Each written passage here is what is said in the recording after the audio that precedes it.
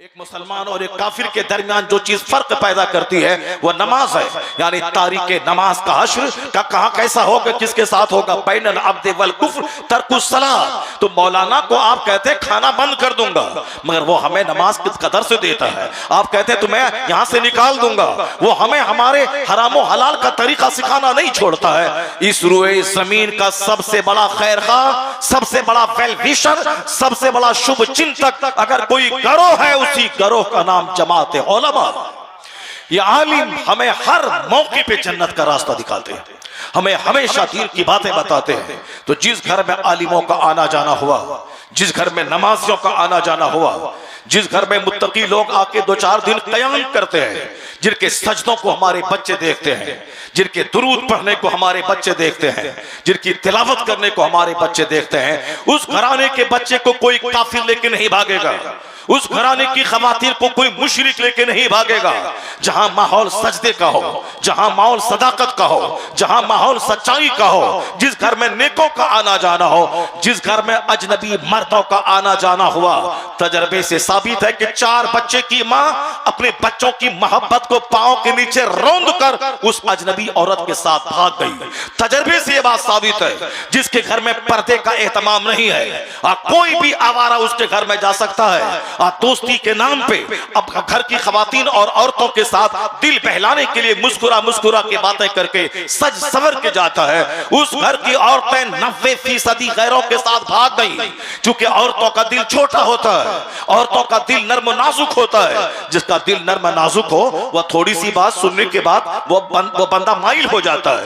औरतें लतीफ होती है, औरतें का जिस्म कमजोर होता है, औरतों की सोच कमजोर होती है। इसीलिए औरतों को बचाने की ताकीद की गई कि छत पे ना जाने दे, ताकि अजनबी मर्दों का हुस्न उसकी आंखों में ना समा जाए। औरतों के हाथ में मोबाइल ना दे, ताकि खैर मर्दों की मोहब्बत उसकी आबरू को लूट नहीं ले। आज जितने भी किस्से कहानियां हो रही हैं, वो सब इस मोबाइल के गलत इस्तेमाल की वजह से। नाबीना के हाथ में तलवार दे दो या किन किन लोगों की गर्दनें काटेगा या नाबीना, कोई नहीं जानता। नाबीना के हाथ में तलवार देने का मतलब किसी बेखता आदमी की गर्दन कटेगी, कितने लोगों की लाशें गिरेंगी। इसलिए इसके हाथ में मोबाइल मत दे। अभी मालूम है, 3 दिन पहले एक खबर आई है, एक कुंवारी 18 साल की लड़की, माँ बाप शादी की तकरीब में गए थे और उसका अजनबी दोस्त उसका बॉयफ्रेंड को फोन से घर पे बुलाती है। फोन इसी कड़ाके की सर्दी में फोन से बुलाती है, क्योंकि ये फोन अगर नहीं रहता तो फिर वहां 10 किलोमीटर दूरी पे जो उसका बॉयफ्रेंड रहता है उसको खबर कैसे मिलती, वह किसके हाथ से वह खत लिख के भेजती कि मेरा बाप आज नहीं रहने वाला है और आज रात के 10 बजे तुम मेरे घर में आ जाना। इसी मोबाइल फोन का कमाल है, जो मोबाइल फोन कीमती महंगा पर्स और महंगा मोबाइल लेके घूम रहे हैं। एक मौलवी साहब बोलता है कि हमारे पास सस्ता मोबाइल है, मगर मैंने अपनी बीवी को आईफोन दिया है चलाने के लिए, आईफोन दिया है चलाने के लिए। इनके पास सस्ता मोबाइल है, बीवी के पास आईफोन है। क्यों? आईफोन में सारे तमाशे वो देखेगी। इस तरह की बातें मौलवी साहब कर रहे हैं। आईफोन मैंने दिया अपनी बीवी को, और 2-4-10 दिन के बाद जब पता चले कि बीवी आईफोन पे तमाशा कर रही है, तो फिर या तो मौलाना को फांसी के फंदे पे लटकना पड़ेगा, या जहर खा के मरना पड़ेगा, या फिर उसको कबूल कर लेना पड़ेगा कि तुमको जो करना है करो और हमको जो करना है हम कर रहे हैं। तुम आईफोन पे तुम लटकी रहो और हमको जैसे रहना वैसे रहेंगे। मैं कहता हूं आपसे कि उस रिपोर्ट में क्या बताया गया कि फोन करके बॉयफ्रेंड को बुलाया गया और फिर उसके साथ पूरी रात कड़ाके की सर्दी में साहब उसके साथ रंगरलियां मनाई गई। यहां तक कि चादर तक बदन पे नहीं डाला, 2-4-5 बार उसकी इज्जतों को लूटा। जब ठंड बढ़ गई तब कपाने लगी, बदन उसका बल्कि टेढ़ा हो गया। वो सर्दी की ताब न ला करके वो जान दे बैठी, लड़का फिरार हो गया। जब वह मर चुकी तो लड़का बाहर भाग चुका। अब ये बताएं कि एक कुंवारी लड़की की जान गई, आबरू गई, इज्जत गई, उसमें मैक्सिमम जिसका हाथ है वो हाथ इसी फोन मोबाइल फोन का है। आला हजरत ने 100 साल पहले कहा था अपनी बेटियों के हाथ में कलम मत दे, क्योंकि उस वक्त कलम के जरिए लव लेटर लिखा जाता था। इसलिए आला हजरत का इस कमजोर मखलूक को हाथ में कलम मत दे, उसको लिखना मत सिखा। वह पढ़े बहार शरियत, वह पढ़े फतवा रजविया, वह पढ़े कानून शरियत, वह पढ़े कंजुल ईमान, वह रोजाना तिलावत करे कुरान पाक की। आपको नहीं नहीं मालूम। आज हम लोगों ने अपने घर में गरीबी का माहौल देखकर अमीरों के पास जाके 50,000 फेंक के चले आते हैं।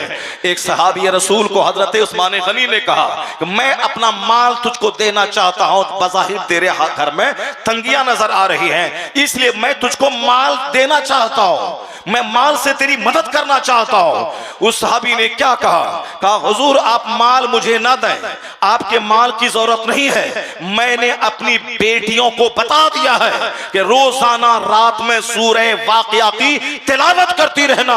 और ये हदीस में आया है जो रोजाना सूरह वाक़िया की तिलावत जिस घर में हो उस घर में गरीबी नहीं आती है, उस घर में मुफलिसी नहीं आती है। तो गरीबी का सबसे बड़ा इलाज है घर में फाका नहीं होगा, उस घर में सूरह वाक़िया की तिलावत हो। चुनांचे उस सहाबी रसूल ने क्या कहा, मैंने अपनी बच्चियों को सूरह वाक़िया की तालीम दे दी है, मेरी बच्चियां रोजाना पढ़ती हैं। तो हमने अपनी बेटियों को मोबाइल फोन दे दिया है ताकि रोजाना 4 घंटे मोबाइल चलाएं, और फिर जब घर में कोई ना हो अपने दोस्त को बुला करके खूब जिंदगी की मस्तियां लूटे, अब माँ बाप की आबरू को मिट्टी में मिलाए। उसके बाद जब खेल तमाशा खत्म हो जाए फिर हिंदू मुस्लिम का दंगा भड़का दे कि फला हिंदू मेरे घर में घुसा था इसलिए हिंदू मुस्लिम का दंगा भड़का दे, कि फला मुसलमान का बेटा मेरे घर में घुसा था, फिर हिंदू मुस्लिम का दंगा भड़का दे। फिर शहर जलेगा, देहात जलेंगे, हजारों घर लूटेंगे।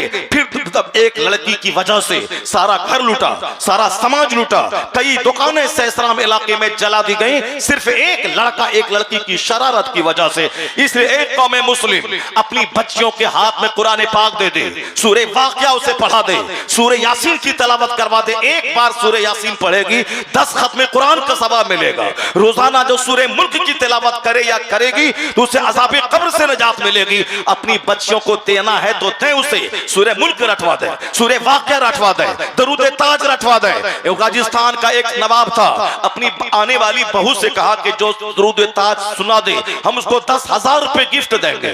3 दिन के अंदर में उसकी बहू ने दरूद ताज याद किया, उसे 20,000 रुपए का तोहफा अपने बहू को वो दे रहा है। ये है अपने बाल बच्चों को, अपनी आने वाली बहू को कुरान पाक पढ़वाने का शौक। मजाक यहाँ चेहरा देखने के नाम पे साहब पैसे बांटे जाते हैं, और वलीमा के दिन अजनबी मर्दों के लिए अपनी बहू का चेहरा खोल दिया जाता है ताकि समाज के सारे आवारे आए इसका चेहरा देखें और 2-4 पैसा दें, और इनके चेहरे को देखकर आंख सेकें और 2-4 10 रुपए दें। जब तुमने खुद ही उसे सैंपल नमूना बना के बैठा दिया है और हर आने वालों को तमाशा बना दिया है। अगर तुम्हारी बेटियां कल बिगड़ जाए, अगर कल तुम्हारी बहू तुम्हारे काले बेटे को देखकर किसी गोरे के पीछे भाग जाए तो 100% कसूर तुम्हारा होगा।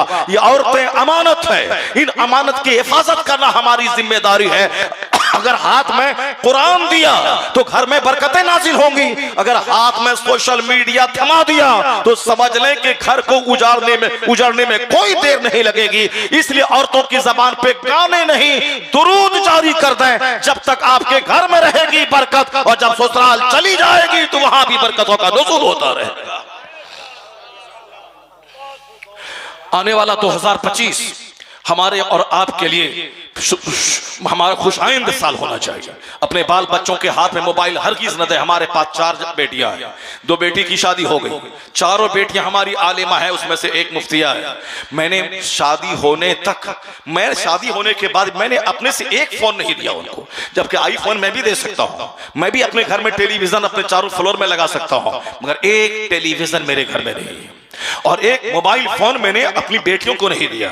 शादी हो गई 2 बेटी की, उनके शौहर ने बात करने के लिए कि मैं दूर रहता हूं, उनके शौहर ने उनको दिया है मगर मैंने नहीं दिया है। अभी 2 बेटियां हमारी कुंवारी हैं और दोनों आलिमा हैं, मदरसे में पढ़ाती हैं एक, मगर उन्होंने भी मोबाइल का मुतालबा किया कि मैं उसमें शुरुआत वगैरह का मुताला करूंगी। मैंने कहा नहीं, मोबाइल में नहीं देखना है, आपको किताब देखना है, सारी किताबों की शुरुआत मौजूद है, उसको देखना है। आखिर हम भी तो जीते हैं, कैसे जीते हैं? इस टेक्नोलॉजी के जमाने में एक टेलीविजन मेरे घर में नहीं, इस टेक्नोलॉजी के जमाने में एक फोन मेरी बेटी के हाथ में नहीं। आखिर हम भी तो जी रहे हैं, हमारे पास भी तो ख्वाहिशात हैं, हमारे पास भी तो तमन्नाएं हैं। यहाँ घर में खाने के लिए एक दाना नहीं, मगर साहब चोरी के मोबाइल 50,000 वाले 15,000 में खरीद के अपनी बेटियों को दे दिया है। बाप के पास ब्लैक एंड व्हाइट छोटा सा मोबाइल है और बेटी को साहब उन्होंने 10,000 का महंगा मोबाइल, मल्टीमीडिया मोबाइल बेटी के हाथ में दे दिया है। और कल जब कोई ड्रामा होता है तो सर पकड़ के रोते हैं। मुफ्ती के पास दौड़ते हैं, आमिल के पास जाते हैं। नहीं होगा ऐसा। आम का पेड़ लगा के वहां से सेब का फल नहीं मिलता है, गेहूं में लगा के वहां से बासमती चावल नहीं मिलता है। हम मक्के की खेती लगा दें और 1 लाख तावीज उसमें डाल दें और सोचें यहां से साहब बासमती चावल निकलेगा, नहीं होगा। जैसी जमीन वैसी फसल, जैसा दरख्त वैसा फल, जैसा बीज आपने डाला है उसी तरह की फसल पैदा होगी।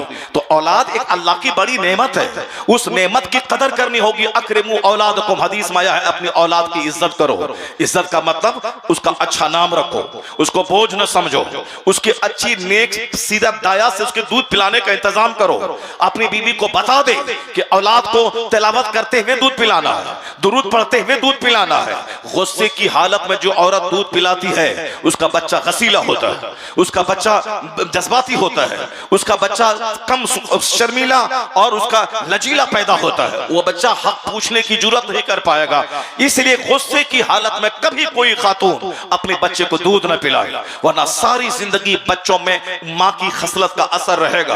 क्योंकि दूध जो खून से तैयार होता है और खून आदमी जैसी ग़िज़ा खाता है उसी ग़िज़ा से ब्लड बनता है, उसी ब्लड के कतरों से दूध तैयार होता है। तो जिस तरह की औरतों का ब्लड होगा, औरतों की खसलत आदत होगी, दूध की धार के साथ वही खसलतें बच्चों में मुंतकिल होती है। सईदा सालिहा नेक ख़वातीन का असर बच्चों पे ये होता है दूध पिलाने का कि आप देखें, आप सुनते हैं, सिर्फ कहानी सुन के मजा लेके आप रह गए। आप सुनते हैं सरकार कुतुबुद्दीन बख्तियार काकी की मां 17 पारे कुरान की हाफिजा थी। जब बच्चा पेट के अंदर था तो भी कुरान पाक की तिलावत आप करती थी, और जब बच्चा पैदा हुआ तो गोद में लेकर दूध कुरान पाक की तिलावत करते हुए दूध पिलाती थी। जब बच्चा 4 साल 4 महीने 4 दिन का हुआ और इलाके के सारे मुअज़्ज़ज़ उलमा कराम की मौजूदगी में बिस्मिल्लाह खानी की रस्म अदा की जाने लगी, तो उस्ताद ने कहा पढ़ो बेटा बिस्मिल्लाहिर रहमानिर रहीम। तो बच्चे ने बिस्मिल्लाह से शुरू करके 17 पारे कुरान पाक के सुना डाले। वह सारे मौजूद उलमा कराम दंग रह गए। पूछा उस्ताद ने कि बेटा ये कहां से सीखा? कहा मैंने अपनी मां की गोद में याद कर लिया है। मेरी मां रोजाना सुबह सवेरे फजर की नमाज के बाद इन कुरान पाक के पारों की तिलावत करती थी। मैंने मां से सुन सुन के कुरान पाक को याद कर लिया। आज हमारे बच्चे 20 साल के हो जाते हैं, सुबहान रब्बियल आला उसको नहीं मालूम है, सूरह फातिहा उसको नहीं मालूम है, फिजिक्स केमिस्ट्री बायोलॉजी भी उसको नहीं मालूम है। बस सिर्फ बाप की जमीन बेचवाना है और जाके IAA BA MA करने के नाम पे शहर में आवारगी करनी है, शहर में सिनेमा देखना है, दोस्ती यारी करनी है। इसलिए हमारे बच्चे न कायदे के DM बन पाते, हमारे बच्चे न कायदे के IAS ऑफिसर बन पाते, हमारे बच्चे न कायदे के लॉयर और बैरिस्टर बन पाते हैं, हमारे बच्चे न कायदे के टीचर बन पाते हैं। किसी भी फील्ड में मुसलमानों का बच्चा कामयाब नहीं है। अलबत्ता 1 लाख में 1 बच्चा मास्टर बन गया तो क्या हुआ? अगर 1 करोड़ बच्चे में 2-4 बच्चे DM बन गए तो कोई